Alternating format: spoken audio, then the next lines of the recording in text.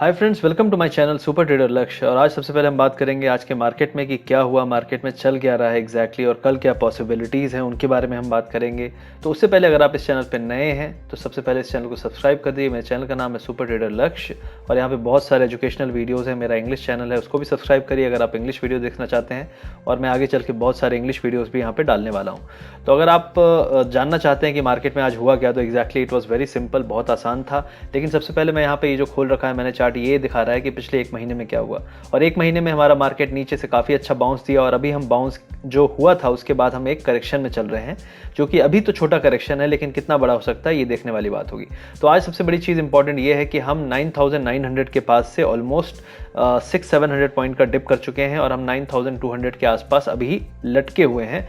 और यहाँ से हम कितना गिर सकते हैं, क्या पॉसिबिलिटीज़ दिखती है। तो सबसे पहले चीज़ है, यहाँ सबसे इंपॉर्टेंट लेवल जो आपको देखना है वो है 9000 का लेवल, कि किसी भी तरह से किसी भी रीज़न से अगर 9000 का लेवल टूटता है तो यहाँ पे बैंक निफ्टी में कम से कम 400 से 500 पॉइंट का फॉल आ सकता है। तो ये पहली चीज़ है।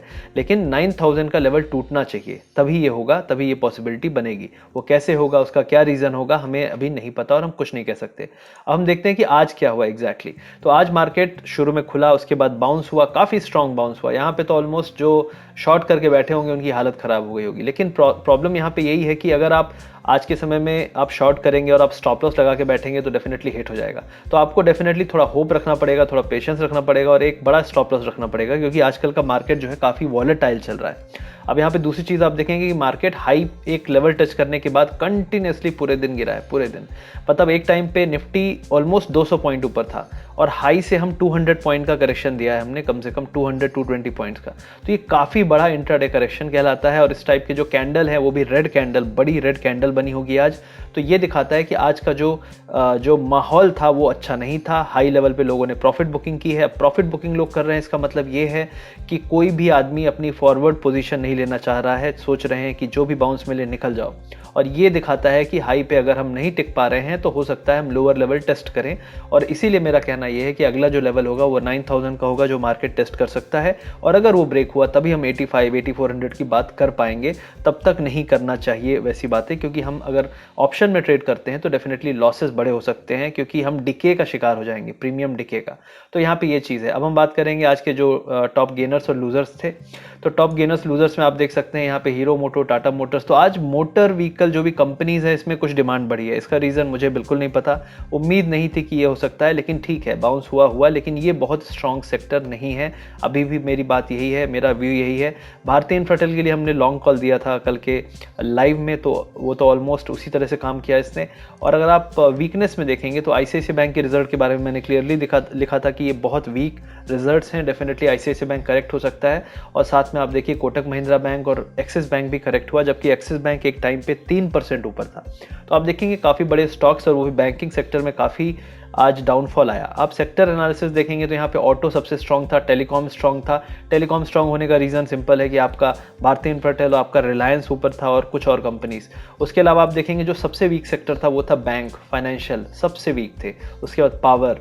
तो ये स्टॉक्स जो हैं ये क्यों गिर रहे हैं, इसका सबसे बड़ा रीज़न यही है कि हमारे देश में जो गवर्नमेंट है उसके पास पैसा नहीं है और डेफिनेटली बहुत सारे लोन्स डिफ़ॉल्ट होंगे, लोगों की जॉब जाएगी, तो उसके कारण बैंक में ऑलरेडी प्रेशर है, एनपीएस बढ़ेंगे, नॉन परफॉर्मिंग एसेट्स। तो कुल मिला के बहुत प्रेशर आने वाला है बैंक में।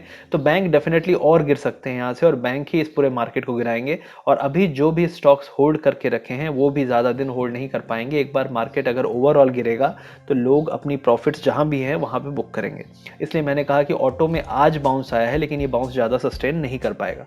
हम चलते देखते हैं कुछ स्टॉक्स के बारे में जो मुझे लग रहे हैं क्या हो सकता है।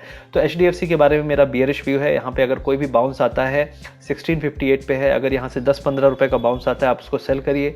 यहाँ पे 1620 तक गिर सकता है, ये मेरा अनुमान है। एचडीएफसी बैंक के लिए अगर हम बात करें तो यहाँ पे 915 पे है, ये 895-890 तक गिर सकता है। इसमें अगर छोटा भी बाउंस आता है 10 रुपये 8 रुपये का तो वो भी आप सेल कर सकते हैं।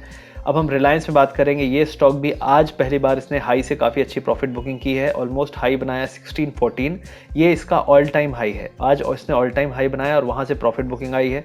तो अभी हम क्या कर सकते हैं यहाँ पे कि अगर बाउंस फिर आता है, क्योंकि एक बाउंस और आना चाहिए इसको, लेकिन अगर नहीं भी आता है तो इसको हम एटलीस्ट 1550 और 1535 तक के टारगेट्स यहाँ पे देख सकते हैं अगले 2-3 दिन में। तो ये है रिलायंस के बारे में मेरा व्यू। अब हम मारुति के बारे में बात करेंगे तो मारुति आज स्ट्रांग था। अगर मारुति स्ट्रांग है तो डेफिनेटली यहाँ पे थोड़ी और रैली आ सकती है और ये 5150 तक एक बाउंस मार सकता है। लेकिन एक चीज़ आपको याद रखना है कि जब भी इसमें फॉल आएगा तो कम से कम 5 से 6% का फॉल भी इस स्टॉक में आएगा, क्योंकि जब मैंने कहा कि अगर मार्केट अपना वीक होता है और 9000 के लेवल तोड़ने के लिए नीचे जाएगा तो डेफिनेटली ये स्टॉक भी गिरेंगे।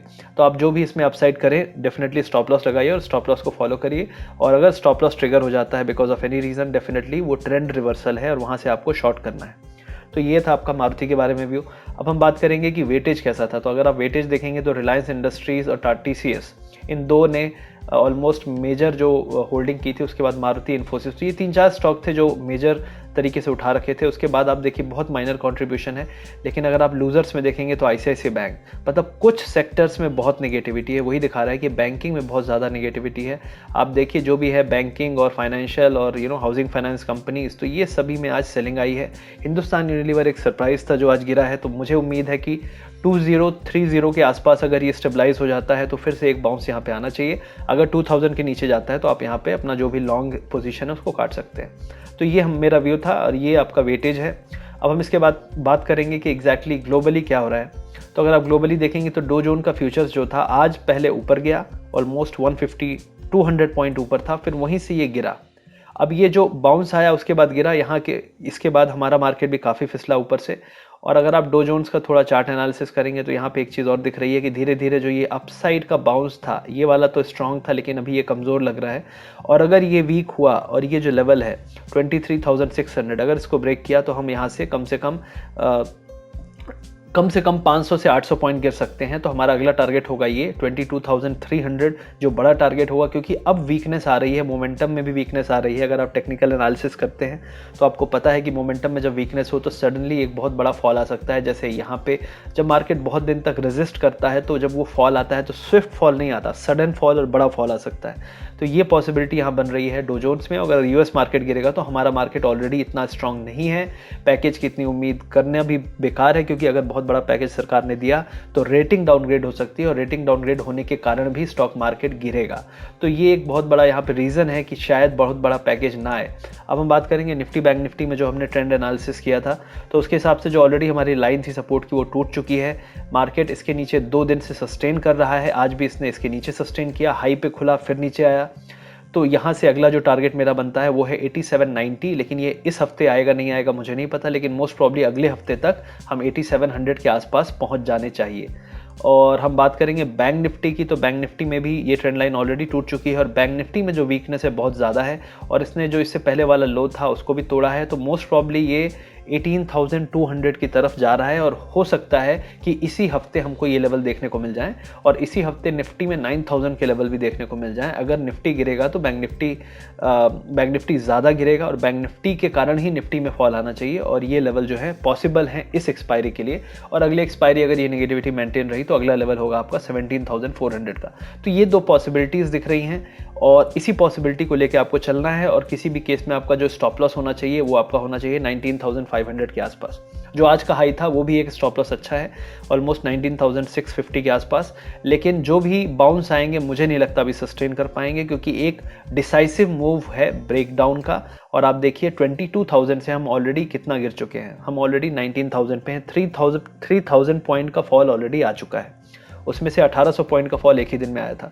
तो निगेटिविटी काफ़ी है और इसको अगर थोड़ा और पुश कर दिया जाए तो मुझे नहीं लगता बियर्स को या बुल्स को कोई दिक्कत है, क्योंकि बुल्स यहाँ से भी बाउंस कर सकते हैं। लेकिन अभी बुल्स के पास ऐसा कोई रीज़न नहीं है जिसके कारण वो एक बाउंस करा पाएँ और हो सकता है इंपॉर्टेंट सपोर्ट लेवल टेस्ट करे मार्केट, जो कि आपका 18,200 के पास है बैंक निफ्टी में। अब हम बात कर लेते हैं थोड़ा कि ग्लोबली यूरोप में क्या चल रहा है। तो यूरोप में मेजर जो माहौल चल रहा है ये है कि इकनॉमी ओपन होने वाली है और सब कुछ ठीक है, लेकिन एक डर ये है कि अगर इकनॉमी खुलेगी और वायरस अभी भी है तो वायरस के नंबर्स दोबारा तो बढ़ ही सकते हैं, क्योंकि जितनी तेज़ी से लोगों ने अपने लॉकडाउन किए हैं। अब सीधी सी बात ये चल रही है कि गवर्नमेंट को चूज़ करना है कि भाई हम इकनॉमी को सुधारें या लोगों की जान बचाएं, क्योंकि अगर इकनॉमी गिरेगी तो उससे भी लोगों की जान जाएगी, क्योंकि ब्रेड एंड बटर जो है लोगों का खाना पीना सब कुछ कमाने का जो स्रोत है वो भी जा रहा है। तो डेफिनेटली गवर्नमेंट्स जो है बहुत ही डायलेमा में है कि करें तो करें क्या।